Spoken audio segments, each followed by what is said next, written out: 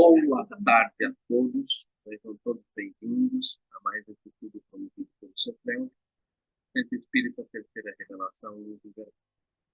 Estudo do livro O Consolador, o livro O Consolador,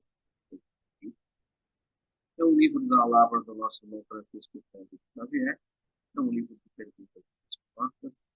São perguntas que foram elaboradas pela fé e remetidas através da mediunidade do Chico ao seu mentor espiritual Emmanuel.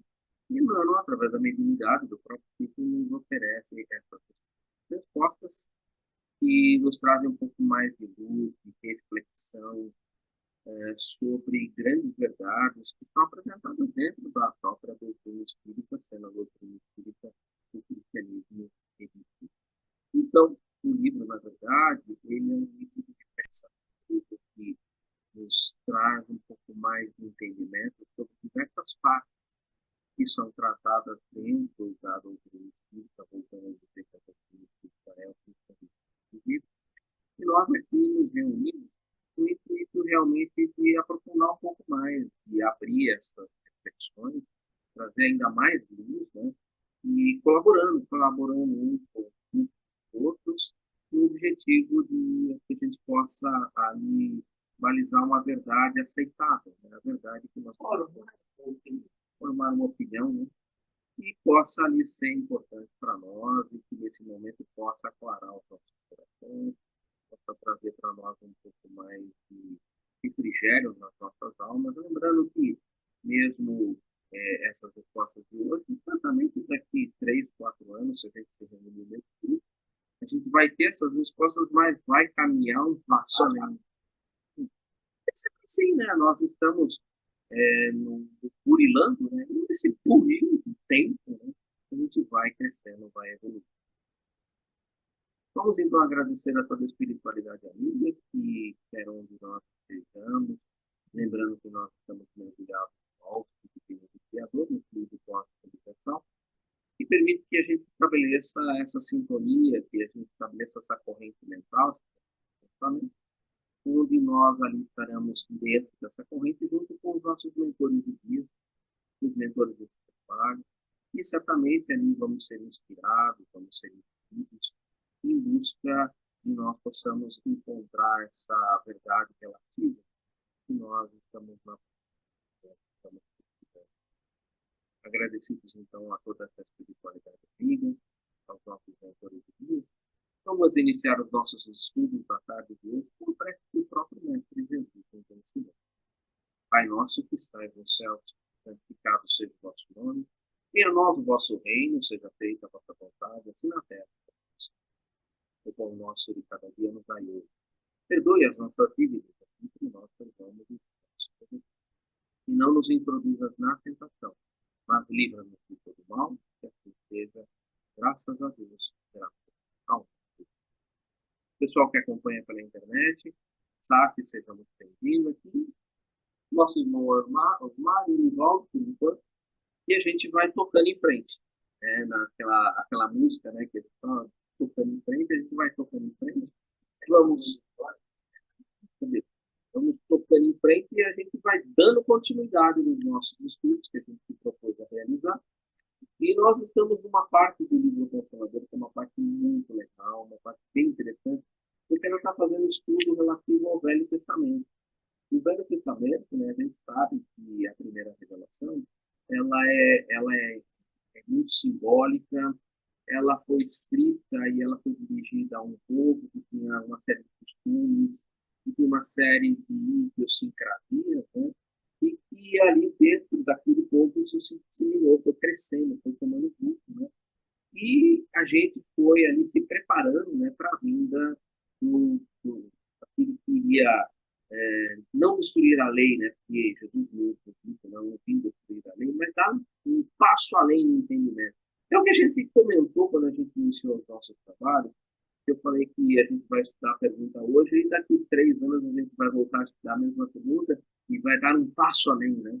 Jesus vem ali dar um passo além. Ele não vem revogar a lei, mas vem dar ali o seu verdadeiro entendimento. Vem nos apresentar um Deus que, ao ver no primeiro testamento, na primeira revelação, era um Deus com suas leis, era um Deus que tinha ali um grau de austeridade, e que Jesus vem ali mostrar que essa austeridade nada mais era que amor.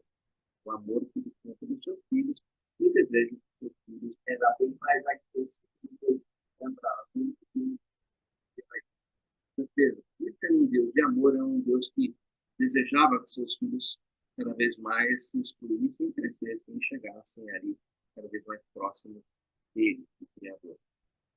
Hoje nós vamos dar sequência e nós hoje estaremos na pergunta do número 265. É uma pergunta bem interessante, né? Lembrando que as duas anteriores também trabalharam com temas interessantes. Essa trabalha com um tema que realmente dá o que falar. Eu vou compartilhar a tela com vocês, né?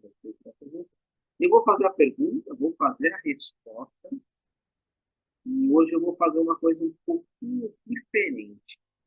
Eu vou querer ouvir o pensamento dos amigos que estão aqui comigo. Hoje eu não vou dar o meu pensamento, eu vou querer ouvir o pensamento das pessoas, e depois eu vou fazer algumas reflexões minhas, que eu entendi sobre o assunto, mas eu queria primeiro ouvir as reflexões.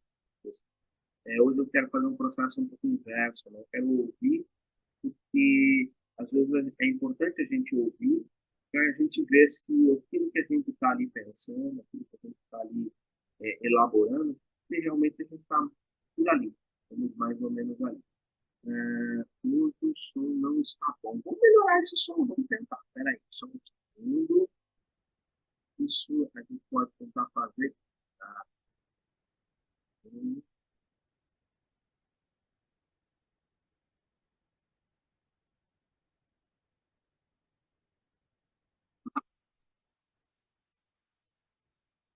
Esse melhorou um pouco agora. Eu mexi um pouquinho na captação do microfone para deixar um pouquinho melhor essa captação.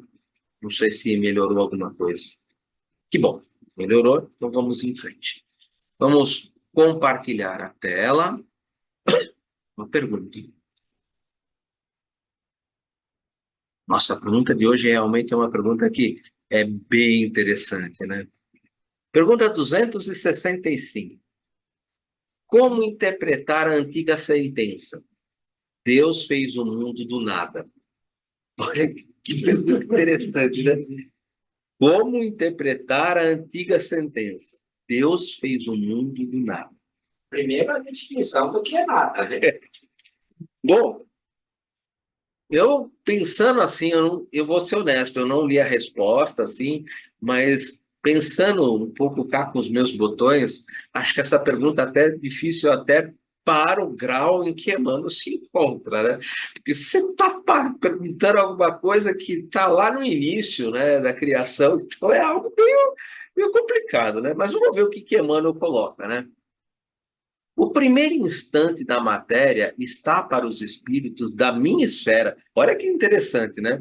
Ele está colocando no ponto de entendimento dele. Olha, a gente sabe que a gente conhece, a gente tem os estudos aqui. No ponto de entendimento dele, a pergunta é o seguinte: nesse momento, ele tem o conhecimento de encarnações inferiores ou só da última encarnação? Você está perguntando de Emmanuel? É.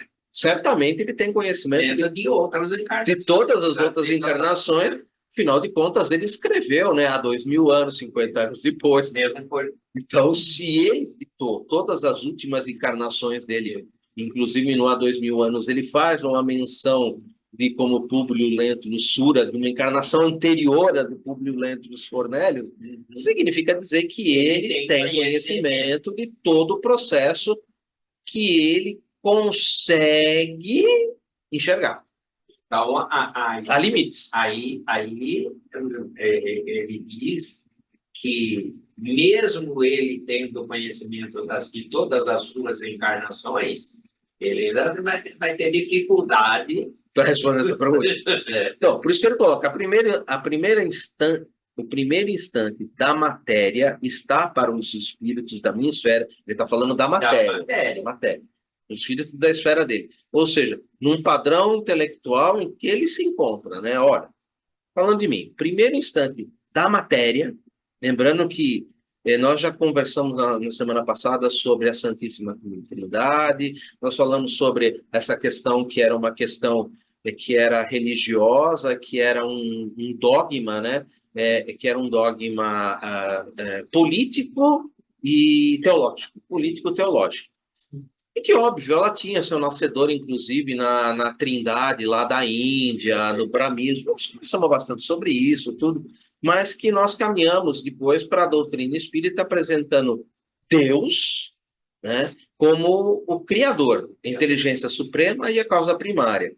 E aí, abaixo dele, você teria Jesus e toda a espiritualidade. Então, para nós, aquela trindade Pai, Filho e Espírito Santo como sendo uma coisa única, para nós era vista em maneira separada. Deus como Criador, Jesus como criatura, mas como alguém que já tinha um desenvolvimento muito mais elevado que o nosso, e os espíritos co-criadores em tanto maior e em tanto menor. Agora, você veja bem, quando nós falamos que Deus é causa primeira, então, até então, é aquilo que eu disse para você. Parece que eu falei uma bobagem ali, brincando, né? Mas até então nós não tínhamos conteúdo. A partir da criação, nós passamos a ter conteúdo. Pensa, vamos continuar na leitura. Tá. Né? O primeiro instante da matéria está para os espíritos, na minha esfera, tão obscura quanto o primeiro momento da energia espiritual nos círculos da vida universal. Ele está falando aqui sobre a trindade universal. Deus, Espírito e Matéria. Só existem Deus acima de tudo e o que ele criou, Espírito e Matéria. Ele está colocando que, olha, na minha esfera onde eu estou, esse momento da criação, nesse momento da criação da matéria e dos espíritos, eu tenho uma visão limitada. Ele está deixando meio que claro isso, tá? Compreendemos, contudo, que sendo Deus o verbo da criação, o nada nunca existiu para o nosso conceito de observação. Conceito de observação dele. Porquanto o verbo para nós outros é a luz de toda a eternidade. Bom, eu falei que eu não iria fazer comentários, mas eu já fiz alguns comentários. Eu fiz o comentário na primeira parte sobre ele tocar o primeiro instante da matéria, e depois ele falando da energia espiritual, do princípio inteligente, a matéria e o princípio inteligente. Ele está trabalhando sobre a trindade universal. E ele encerra trabalhando sobre a luz da eternidade. Por quê? Deus é eterno, mas a gente ainda não compreende o que é o eterno. Por isso, houve um tempo na eternidade. Nós estamos dentro do tempo até que a gente possa se desenvolver e a gente possa compreender o verbo, a gente possa compreender Deus, enquanto a gente não tem condições, porque nos falta um sentido, o sentido da eternidade. Quando a gente tiver esse sentido, a gente vai compreender. Mas eu queria ouvir um pouco sobre o que vocês pensam a respeito do mundo do nada. O que a gente poderia tirar disso daí? Você gostaria de comentar alguma coisa? Por favor. Eu brinquei com você e disse, e algo me veio assim. Eu entendo como nada, porque antes, se Deus criou do nada, certo? A primeira coisa, eu tenho que entender, não a luz, aí puxando a sardinha para o Emmário. À luz do meu entendimento, né, filosófico e teológico, o que é nada? Nada é a ausência de conteúdo.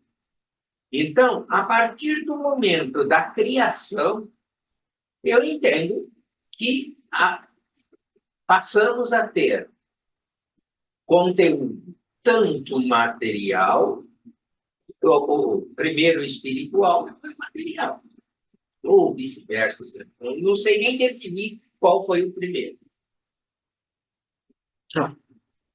Muito bom. E você? Eu vou responder assim. Fala alto, senão o pessoal da internet não escuta nada. Tá bom. O que eu estou compreendendo um pouco, nós, antes de sermos espíritos, também para além disso, né? Nós somos princípios de inteligência, não é? Princípio inteligente do universo. Exatamente. Qual é o princípio da matéria? Essa pergunta que tem na minha cabeça. Será que a matéria já propriamente dita, propriamente já formada? Por isso que eu falo em conteúdo. Exatamente. Ou teve uma outra coisa que é, é uma matéria mais ainda rarefeita, da qual se dá o princípio da própria matéria. Guardadas as devidas proporções, tentando entender a teoria da evolução, então você dizer que tinha um princípio evolutivo aí. É isso? Olha, eu posso ajudar um pouco. Existem algumas perguntas que foram feitas por Allan Kardec que estão no Livro dos Espíritos e eu gostaria de compartilhar essas perguntas, porque eu acho que essas perguntas podem ajudar a gente a compreender um pouco mais. Eu não sei se eu consigo migrar aqui direto. Está visível as perguntas aí na internet, para vocês que estão acompanhando, porque às vezes elas apareceram para mim, mas não apareceram aí na internet. Tá ok, dá para ver. A pergunta de número 17, ela é uma pergunta bem interessante. É dado ao homem conhecer o princípio das coisas? E a resposta que foi nos dada é não. Deus não permite que o homem tudo seja revelado nesse mundo. Poxa vida, é verdade. Vamos pensar, né? Nós acabamos de sair do mundo primitivo e estamos entrando em provas e expiações. É uma escola de nível fundamental. No nível fundamental, não dá para a gente pedir cálculo diferencial integral para uma criança que está no ensino fundamental.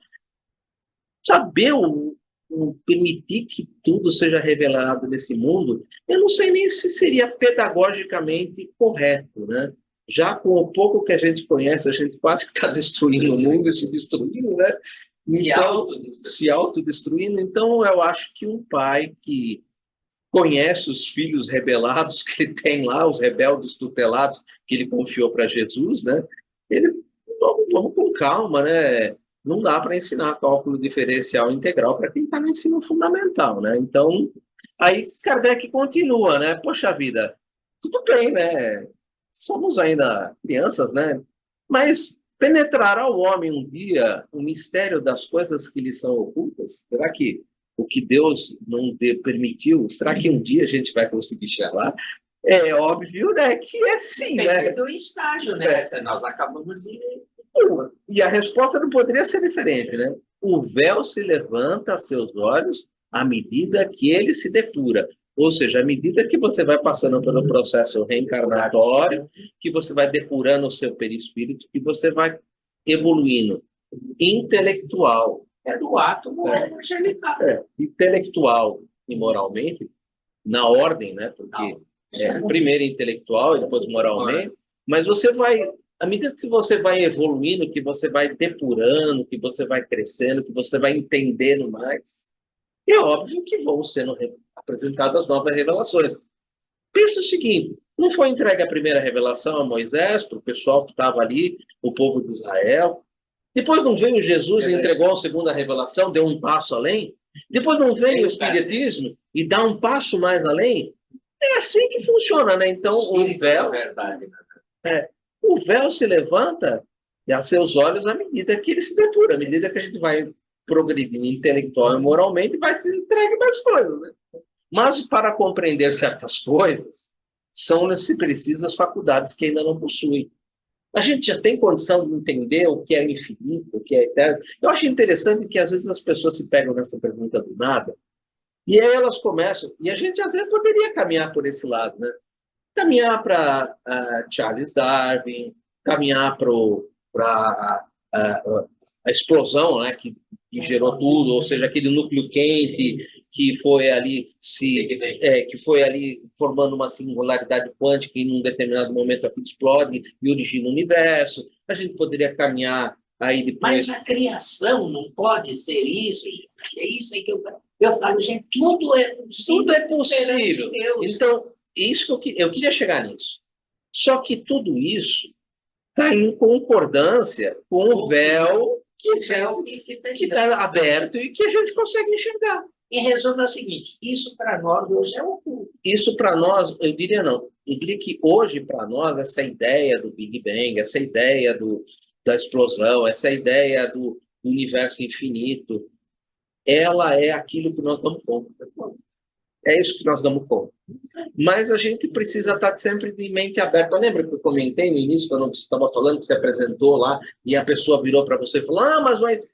A gente precisa estar com a mente sempre aberta. A pergunta é, uma outra colocação que eu faria. Esses homens que fizeram esses manifestos, Darwin, outros, foram grandes estudiosos, que nós não sabemos também a sua origem, São observações. E que nessa linha de evolução, qual é o pleito de Deus para com essas, como ele se manifestaria? É que esses cidadãos não levaram nada pelo lado espiritual, sempre pelo lado material. Então, é aí que a gente tem uma certa dificuldade. Filosofia, ciência e religião devem andar com conjunto, entendeu? A terceira revelação vem dizer isso, quando a ciência provar. Sim, e onde a ciência falha, vem a filosofia. Onde a filosofia apresenta alguma coisa, vem a ciência e dá veredito sobre aquilo. Então, são coisas que nós vamos desenvolvendo. Agora, a gente precisa tomar muito cuidado com esse desenvolvimento. E existem outras perguntas. Eu queria compartilhar, são poucas, na verdade, né? Ter consciência do efetivo estágio em que nós nos encontramos e não se sentir com o dono da paçoca. Não pode o homem, pelas investigações científicas, penetrar alguns dos segredos da natureza? A ciência lhe foi dada para o seu adiantamento em todas as coisas.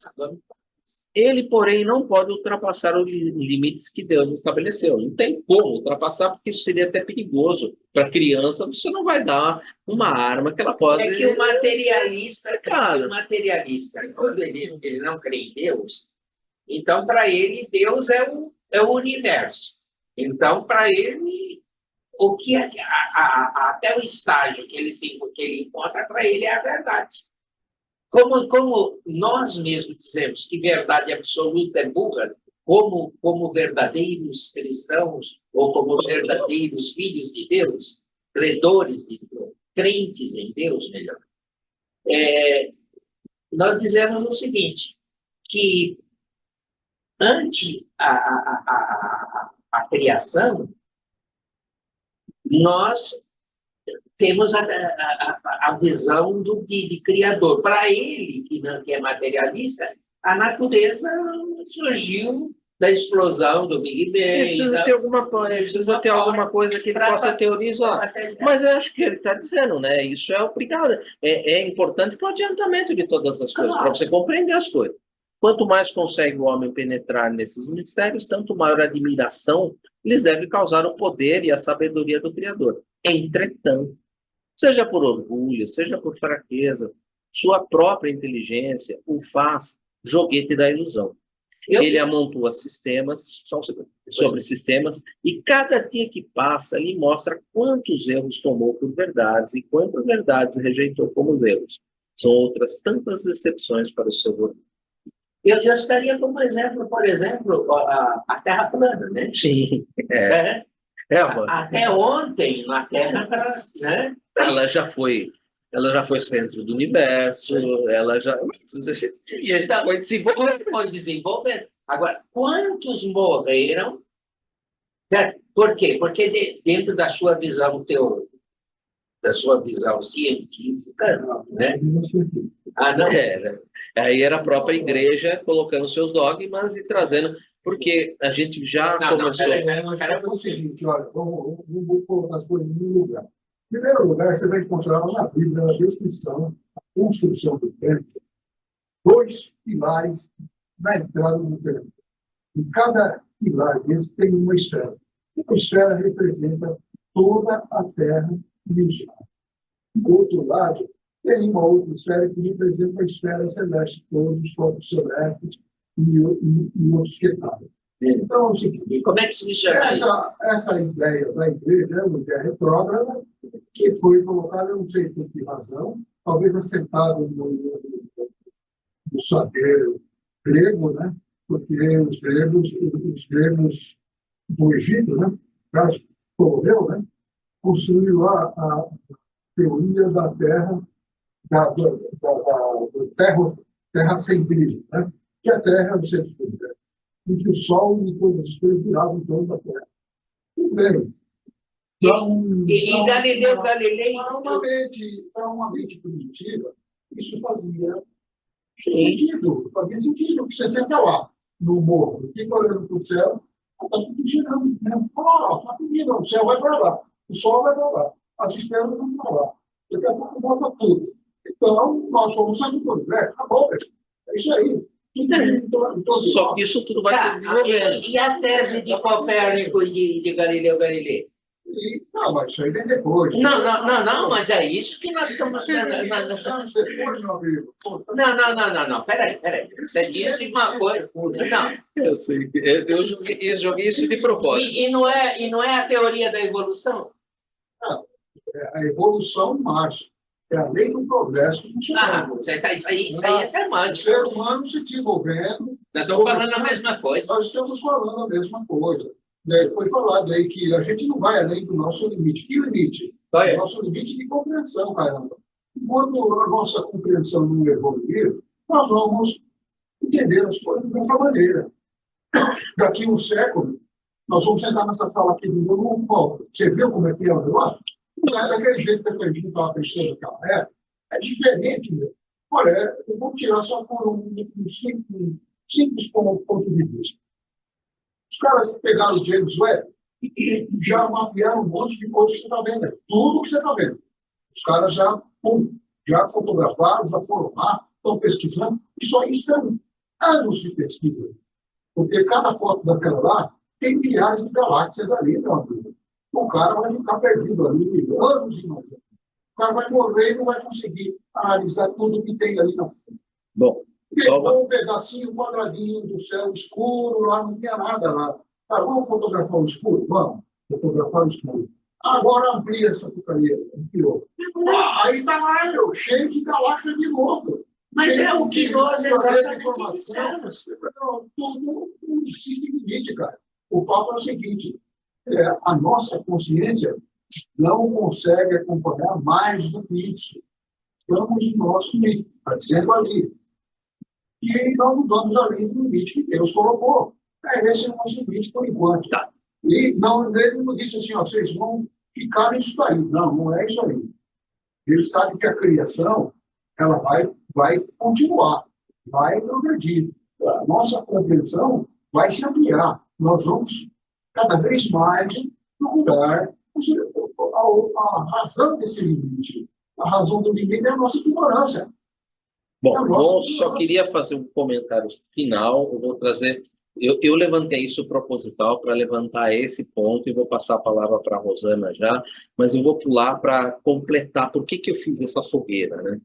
Porque a pergunta 37 é o seguinte: o universo foi criado ou existe de toda a eternidade como Deus? Nós estamos perguntando sobre o nada, né? Nós estamos perguntando sobre a origem do universo. Então, o Kardec fez essa pergunta também. É fora de dúvida que ele não pode ter se feito a si mesmo. Se existisse como Deus de toda a eternidade, não seria obra de Deus, seria obra de alguém. Deus é criação, não é criatura. Diz-nos a razão não ser possível que o universo se tenha feito a si mesmo e que não podendo também ser obra do acaso, há de ser obra de Deus. E finalizando, tem duas, né? Como criou Deus o universo? Será que foi do nada, o nadismo? Na verdade, essa ideia do nadismo vem daí também, tá? Para me servir de uma expressão corrente, direi pela sua vontade. Pela sua vontade. Pela sua vontade. E faça-se a luz e a luz. Nada caracteriza melhor essa vontade onipotente do que estas belas palavras da Gênesis. Deus disse, faça-se a luz. Faça-se a luz e a luz foi feita. Poder-se-á é uma mesóclise, né? Conhecer o tempo que dura a formação dos mundos, da Terra, por exemplo, e é o que a gente está se batendo aqui, né? E aí a resposta da espiritualidade, olha só, hein? Da espiritualidade. Nada te posso dizer a respeito, porque só o Criador o sabe. E bem louco será quem pretenda sabê-lo ou conhecer. Que número de séculos dura essa formação? Chamou a gente. Eu queria chegar nesse ponto. É Né? só a gente parar. Quantos bilhões de anos tem a Terra? Sei lá. Não. Dentro da 4,5 bilhões. visão científica. 4,5 bilhões de anos. Certo? O homem passou por estágios, né? O homem de Neandertal, o homem da Cava, sabe? Qual é o grau de espiritualidade que nós tínhamos, que mesmo que depois de desencarnados, nós vamos lembrar?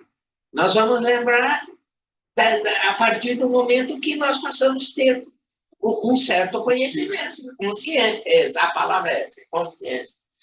Antes da falta de consciência, só o pai sabia. Olha, tá ficando bem interessante. Rosana, vamos te passar a palavra, porque assim, quem sabe a gente abre um outro leque, porque eu botei fogo nessa turma, sabia que eles iam caminhar para essa parte depois, e para depois falar, olha, cuidado com esse campo aí, que esse campo pode levar à loucura. Vamos ver o que a Rosana fala. Ai, eu me divirto muito com vocês. Ai, meu Deus. Para uma mente muito científica igual a nossa, é meio complexo, né, Samuel? O Samuel conhece bem, tá aí quietinho, só ouvindo. Mas, assim, quando eu era criança, sempre tinha aquela pergunta óbvia: que nasceu primeiro, o ovo ou a galinha? E aí, quando me fizeram essa pergunta, eu falei, Deus, porque você não consegue uma resposta. Para você ter um ovo, você tem que ter uma galinha. Só que para você ter uma galinha, você tem que ter um ovo. E aí, o nada não produz nada, né? Então, é uma semântica filosófica. Exatamente. Pensando aqui com os meus botões, quando Santos Dumont levantou voo no 14 bis, alguns pensaram, esse homem é um deus. Ele conseguiu fazer algo que ninguém tinha feito antes. Nós somos muito ainda concretistas, né? Nós gostamos das coisas nos mínimos detalhes e nem nos detalhes nós conseguimos entender direito ainda.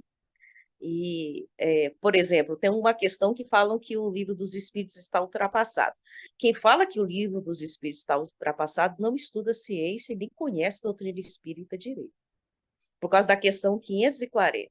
Na natureza, tudo se encadeia, do átomo ao arcanjo, que um dia foi átomo. É lógico que em 1857 a espiritualidade ia falar átomo, por causa de um simples detalhe. Um detalhe.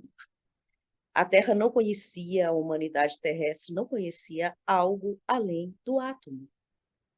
Se citasse qualquer coisa que fosse além do átomo, ia falar assim, esse negócio aí tá equivocado. Ou seja, e também é um respeito da espiritualidade para com a nossa questão de inteligência ou intelecto ainda, vamos dizer assim, em crescimento, em processo evolutivo.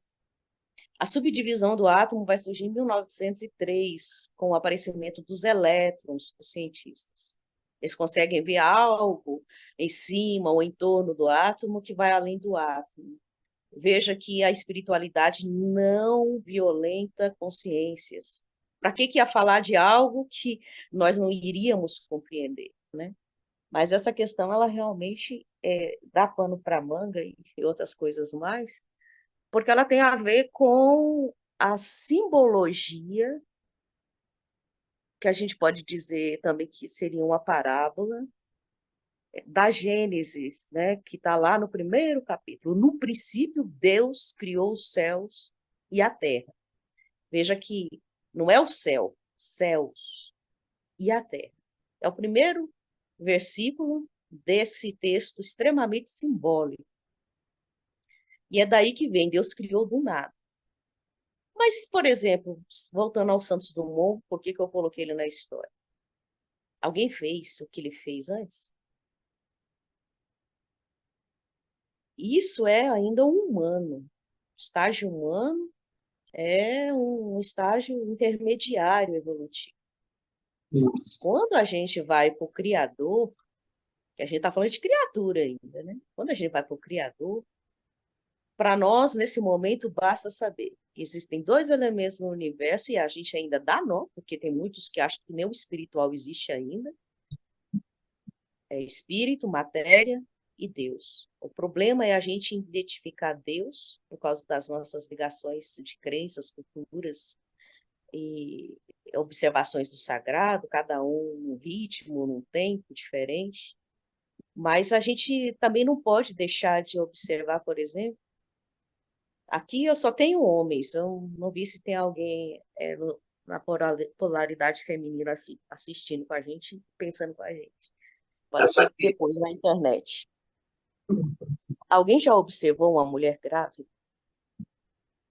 Aí alguém vai falar assim, ah, mas o bebê nasceu do óvulo e do espermatozoide. Certo. Quem criou o óvulo e o espermatozoide? A gente só vê a concretude da O coisa, resultado, né? o resultado. Então, a gente consegue ver algo muito além da nossa capacidade intelectual de entendimento. Mas a gente fica maravilhado, porque do nada a mulher ela desenvolve uma outra criatura, um outro corpo, né, melhor dizendo, e em menos de 9 meses, que é o prazo máximo, ela dá à luz ou surge um outro ser. Isso é criação humana, corporal, necessária no nosso processo reprodutivo. A gente já tem dificuldade de compreender. Hoje, a gente tem questões, inclusive, de lei humana com relação ao aborto, onde que a vida começa. Olha, se a gente falar para esse pessoal que está falando sobre essas leis, que a vida começa muito antes do ventre, que muito antes foi projetada aquela existência, que ela tem um planejamento, os pais já foram escolhidos, mesmo adotivos, mesmo abandonados, está tudo dentro de um projeto de cada um que a gente não tem capacidade de compreender. A gente não tem acesso nem ao nosso. Alguém aí tem acesso ao seu planejamento reencarnatório? Se tiver, me avisa, porque eu não tenho o meu, não. Eu não tenho GPS. A gente, por enquanto, porque a gente não tem condições, né? As respostas dos espíritos, ao mesmo tempo que são emblemáticas, elas nos situam na nossa posição evolutiva. Olha, o que vocês dão conta é isso. Mas como que você consegue ver uma semente germinar, surgir um vegetal, que pode dar flores, que pode dar frutos, e que depois vão dar sementes que vão germinar de novo. Agora, para o humanoide, consegue fazer a semente? Consegue fazer água? Consegue fazer chover? Algumas ciências já avançaram, não consegue fazer chover, mas precisa de água. Consegue tirar água do nada? Aspas, do nada, né? Porque para nós concretistas, o do nada é você não ter algo e algo surgir. Por isso que Jesus foi tão extraordinário nos registros evangélicos. Você consegue dessalinizar a água do mar, né? Ele consegue materializar algo que não tinha antes. É verdade. Então, por isso que alguns confundem ele com Deus. Porque criou do nada, era água e virou vinho. Você consegue fazer isso? Eu não consigo. Estou quase lá, hein? Por exemplo, a posição de Jesus como co-criador, a gente tem dificuldade de compreender isso, porque a gente está na fase hominal. Exatamente. Jesus está na fase crística. Cristo. Nossa, não é nem angelical, é crística, está lá para cima. Está lá para cima. Aí, assim, é só para a gente pensar um pouquinho e ficar bem tranquilo. Porque quando a gente observa a roseira que a gente citou, que vai sair uma rosa do nada. E realmente é do nada, da matéria. Olha só que coisa incrível. Isso é o que a gente vê. E o plano espiritual, que a maioria de nós não vê, que é o real, que aí realmente é a semântica filosófica. O que é real, você não vê. E o que você vê não é real. Olha só que trem doido, dá um nó, né? Porque o Isso. que você vê é a matéria, está em constante transformação. Então, você criar dentro da matéria é até, de certa forma, fácil. Eu tenho um arroz cru e eu consigo produzi-lo, um arroz cozido, que eu posso temperar, que eu posso fazer do meu jeito. E ninguém faz um arroz igual. Você pode colocar 10 mulheres para fazer um arroz, ninguém vai fazer igual. Diferente. Porque cada um ali está produzindo conforme seus sentimentos, sua emoção. Energia. Falar de Deus, de eternidade, de infinito, teve um estudo nosso, em 1997, eu acho. A gente ficou uns 3 estudos discutindo eternidade e infinito, que são diferentes. Para nós que somos muito materialistas ainda, do ponto de vista de conceber e entender a matéria, que tem profundidade, comprimento, forma, cheiro, gosto, esses elementos, né, que a gente conhece muito bem, aquilo que foge disso, para nós é nebuloso. Tanto que os cientistas vão falar que aquilo que eles não identificam como matéria é antimatéria ou massa escura.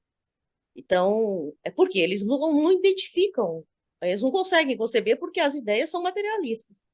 É só aquilo que eu vejo, aquilo que eu peso, aquilo que eu seguro, aquilo que eu sinto no tato. E, Densidade. então, para nós, isso é muito complexo. Mas a gente consegue, dentro da nossa própria humanidade, conseguir produzir algo, aspas, do nada.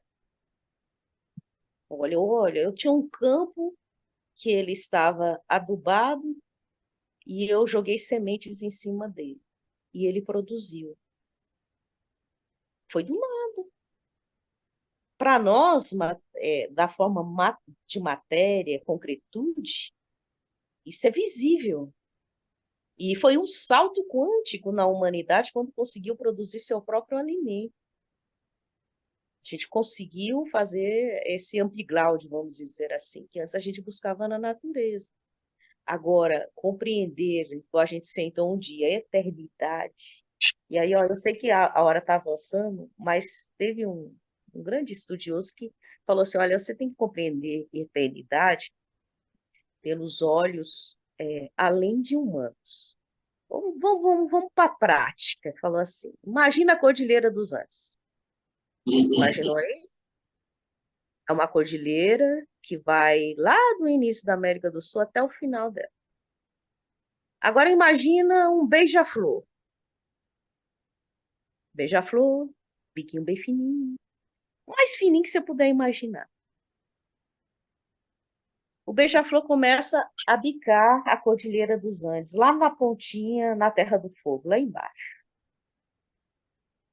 Começou a bicar, bicar, bicar, bicar, bicar. Quando ele terminar toda a Cordilheira dos Andes, e diga-se de passagem, vai ter as rochosas na América do Norte, vai sair outra história. Não terá passado um átimo de segundo na eternidade. Aí comecei a entender o que é eternidade. Porque a gente é muito concretista, né? Em resumo, você disse que está longe. Muito! Eu falei, meu Deus, vai levar muito tempo para esse beija-flor tão frágil picar a cordilheira maciça dos Andes e terá passado um átimo de segundo na eternidade.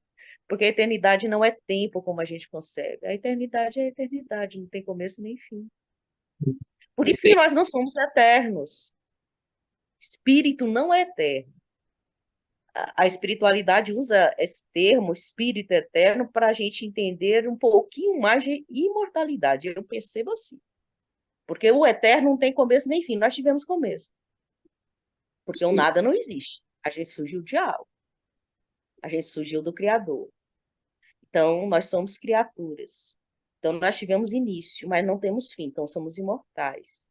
Então, isso dá muito pano para manga. Infinito, infinitude. Também confundem isso com o próprio Deus. Também, para nós, é muito complexo, né? Mas o infinito é aquilo que não tem fim. Olha, é uma definição besta, mas, ao mesmo tempo, muito profunda. Imagina aí algo que não tem fim.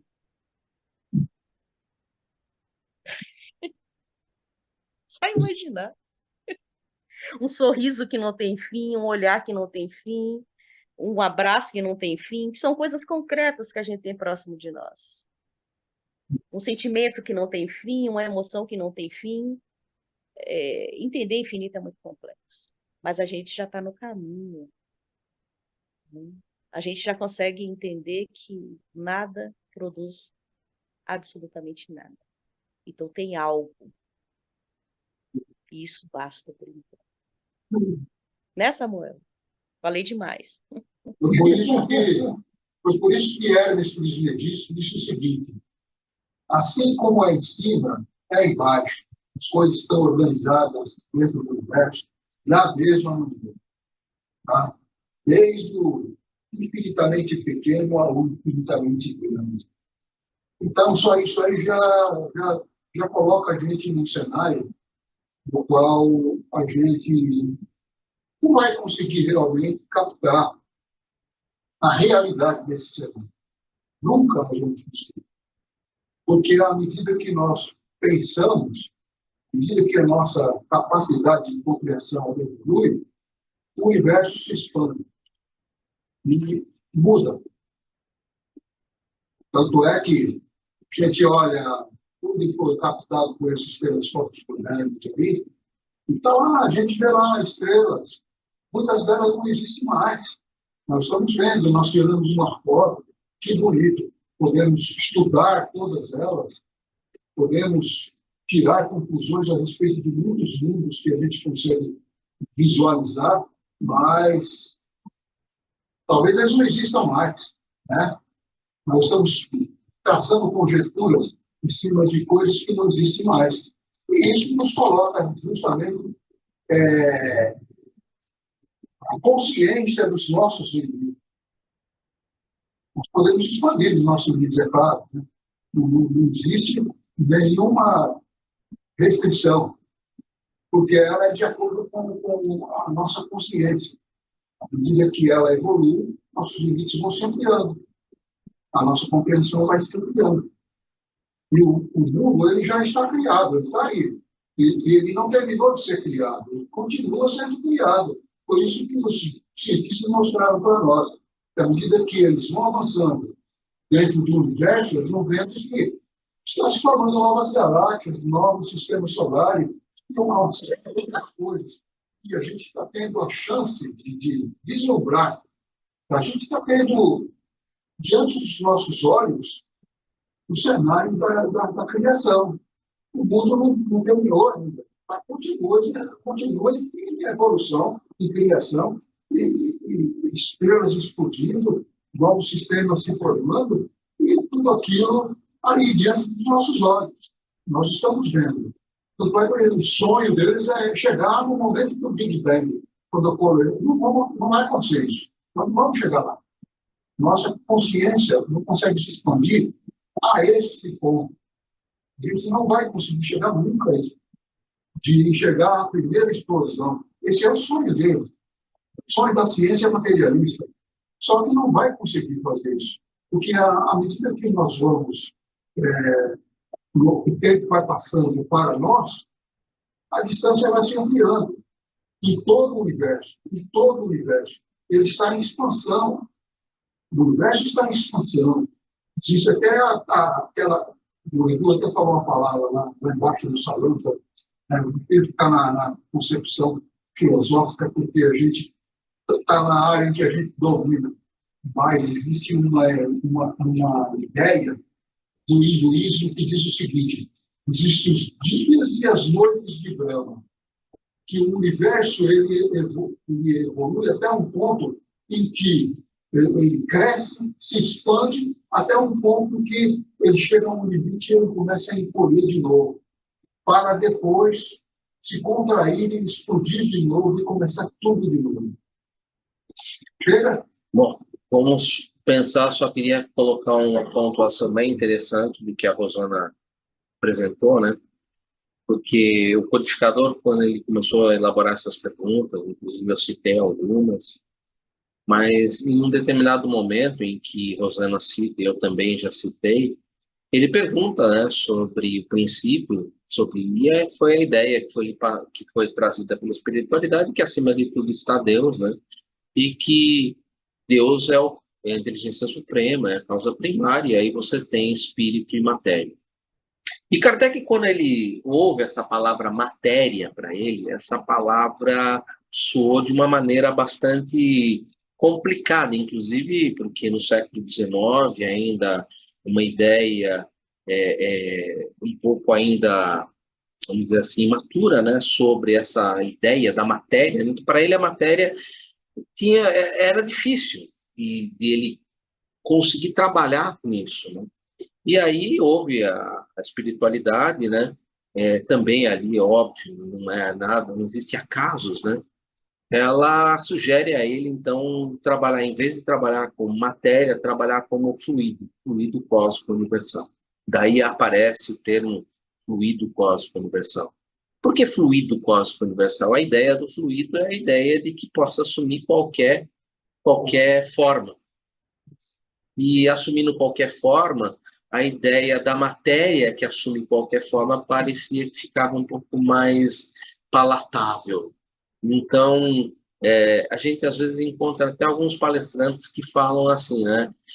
A Trindade universal, ela é constituída de Deus acima de tudo, espírito, o princípio inteligente do universo, e o fluido cósmico universal, o que é errado, né? Porque a ideia é Deus, espírito e matéria. Mas a ideia de matéria, ela é muito difícil de ser trabalhada, principalmente pelo, como a gente estava conversando, no nível intelectual em que a gente se encontra, o desenvolvimento intelectual, de ter uma matéria elementar. É complicado você imaginar uma matéria elementar que dá origem a tudo hoje, até com a ideia aí da física quântica, com a ideia da teoria das cordas, com a ideia do multiverso, você até, principalmente na teoria das cordas, você até caminha um pouco a entender essa corda que seria essa matéria elementar. Mas vamos pensar o seguinte, lá no século XIX, falar de teoria das cordas é o que a Rosana falou, seria uma violência no cérebro das pessoas. Então, o átomo, acho que foi uma boa colocação. Não falar da teoria das cordas seria algo assim, sui generis, né? Seria a mesma coisa que Jesus ali, quando falou, tenho muita coisa para vos dizer, mas não podem suportar agora. Se eu falar para vocês que tem umbral, que tem cidade espiritual, vão apedrejar na rua. É violência isso, é violência, sabe? Então, tudo no seu tempo, tudo no seu tempo. Hoje, a gente poderia até trabalhar com Deus, espírito e matéria elementar, imaginando ela ser uma corda, tal. É possível, beleza. Mas aos tempos de Kardec, eu acho que a ideia que foi sugerida pela espiritualidade de ele trabalhar, olha, vamos fazer o seguinte, em vez de você trabalhar com essa ideia de matéria elementar, trabalha como fluido cósmico universal, que eu acho que fica um pouco mais fácil, mais palatável para você trabalhar com o nível intelectual que vocês estão, entendeu? Por isso que nós, na aula, na reunião passada, quando nós falamos de Constantino, você imagina Constantino a 300 depois de 400 depois de Jesus, 340, quando foi o concílio de Nicéia. Pô, ele é o imperador romano, né? Ele não ia dizer de acordo com... Não, mas mesmo assim... né? Bom, e também as ideias que se tinha da patrística eram ideias muito limitadas de uma teologia que queria trazer Deus para o entendimento humano, sendo que nos falta o sentido, mas ainda eles não sabiam disso. Samuel, eu queria ouvir um tiquinho, pelo menos um tiquinho, vai. Não vale sofrer hoje, hein?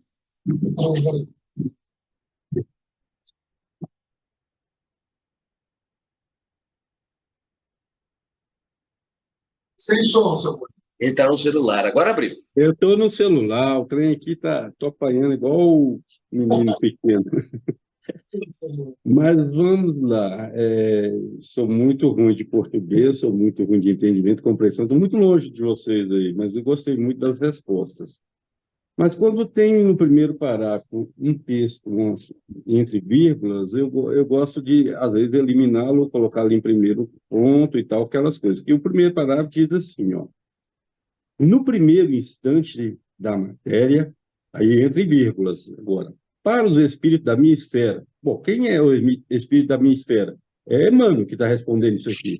Então, que para Emmanuel, no princípio da matéria, é tão obscuro quanto o momento da energia espiritual dos círculos da vida universal. Ou seja, para Emmanuel já está tão obscuro, imagina para nós aqui mesmo, entendeu? Ele com toda a possibilidade. Ele que está dando retorno aqui. Aí, no segundo parágrafo, ele coloca uma palavra, que é o verbo, né? Que aí compreendemos, contudo, sendo Deus o verbo da criação. Bom, Deus é o verbo da criação. Aí você vai lá no 1 João, e no princípio,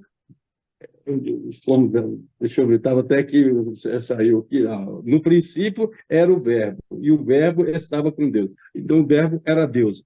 Olha, eu acho assim, tudo que foi dito no Livro dos Espíritos, o que a Rosana colocou para nós, o que vocês falaram aí, nós não temos a compreensão ainda, o entendimento ainda do universo. Nós ainda não estamos entendendo nem nós mesmos, quanto mais querer entender de algumas coisas tão longínquas ao nosso entendimento e compreensão. Mas é isso aí. Vocês me desculpem aí, hoje eu apanhei desse celular aqui até falar chega. Eu emprestei meu computador para um colega para abrir a reunião de amanhã, que às vezes eu vou chegar atrasado, e aí eu fiquei apanhando. Um abraço a todos, uma boa semana. Eu que agradeço. Então, toda participação é válida, é tudo importante, é realmente interessante. Você citou uma parte aí do português, inclusive, né? Está entre vírgulas, quer dizer, se para Emmanuel está difícil, imagina nós, né? Mas é isso aí, eu gostei muito de tudo que a gente falou. Rosana, você quer colocar mais alguma coisa aí? Alguma coisa relativa aí ao fluido, à matéria? Não sei se você está com o Estamos só microfone aqui pensando com os nossos botões, se nós temos limitações para compreender, enquanto humanidade, o processo da lei universal dos renascimentos, imagina da origem das coisas. Porque o renascimento é visível. É visível. É um diálogo lá de Jesus com Nicodemos, né? Olha, você está querendo entender de coisas celestiais, você nem entende ainda das coisas da terra. Então, primeiro uma etapa, depois a outra. Perfeito. Foi, acho que um exercício muito legal, né, gente? Eu queria agradecer aí, pessoal aqui da sala, a colaboração, todos nós aí da internet, Rosana, Sati, Samuel, pessoal que vem assistir, muito legal. Se quiserem deixar comentário, depois eu deixo no YouTube, o pessoal que quiser comentar, eu sempre dou uma olhada nos comentários, né? Semana que vem a gente vai continuar, nós estamos numa parte do livro Consolador, que são perguntas relativas da primeira revelação e que são ali perguntas bem diretas, né? E ela vai voltar a uma pergunta da primeira revelação, óbvio, né? Os dias da criação, né? O primeiro dia, o segundo dia, né? Os ciclos, né? A lei dos ciclos. E no sétimo ele descansou. A lei dos ciclos, né? Os dias da criação, nas antigas referências do Velho Testamento, correspondem a períodos inteiros da evolução geológica? Uma pergunta, né? Essa lei dos ciclos, esses ciclos, né? O que são esses ciclos? O que são esses dias? Primeiro dia, será que é segunda-feira? Segundo, será que é terça-feira? É interessante, você vai pensar um pouco sobre lei dos ciclos, né? Esse calendário veio bem depois, né? A gente vai conversar um pouco sobre essa lei dos ciclos. Calendário gregoriano, né? Então, mas a gente não vai falar de calendário gregoriano, a gente vai falar sobre os dias da criação. Nós vamos falar um pouco sobre a parábola. Ele não fala segunda ou terça-feira, não. É no primeiro dia. E no sétimo dia agora, ele descansou. Veja bem, tudo que dá consistência na vida, seja no plano material ou seja na erraticidade, ainda como espíritos imperfeitos, Tem uma coisa chamada tempo. Se você tirar esse tempo, não existe, vamos dizer assim, não dá para a gente imaginar o que existe.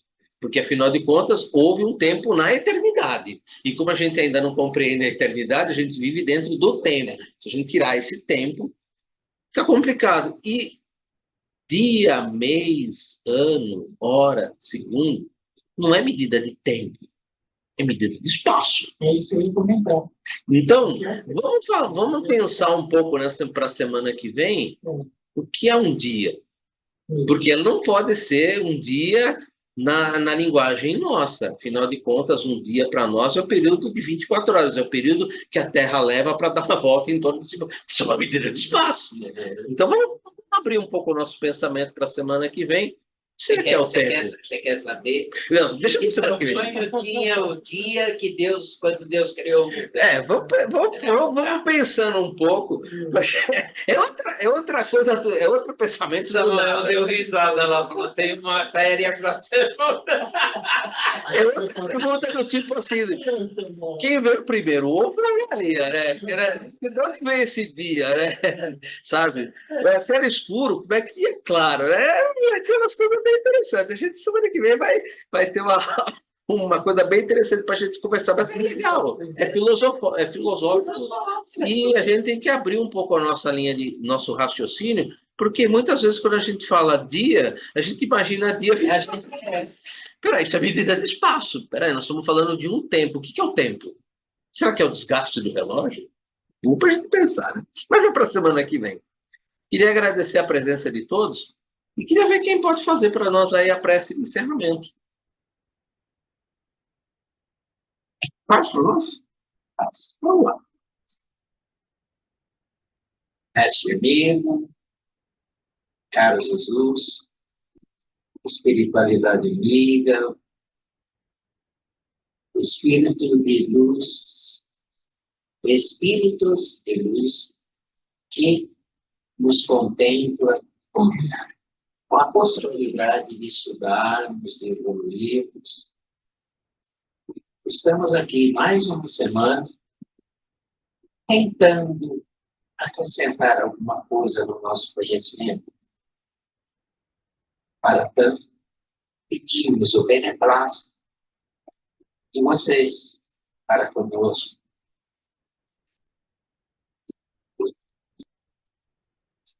E assim, com mais um dia de aprendizado, toquemos a prece do Pai Criador. Pai nosso que estais nos céus, santificado é o teu nome, venha a nós o nosso reino. Seja feita a tua vontade na terra, como já é feito em todos os universos que criastes. Ao pão de cada dia dai-nos hoje, Senhor. Perdoe as nossas dívidas e ofensas, na medida em que perdoamos os nossos devedores e aqueles que nos ofenderam. E não deixeis cairmos em tentações, mas livra-nos de todos os males. Porque o mal maior é estarmos distante de ti. É por isso que estamos tentando entender a sua criação.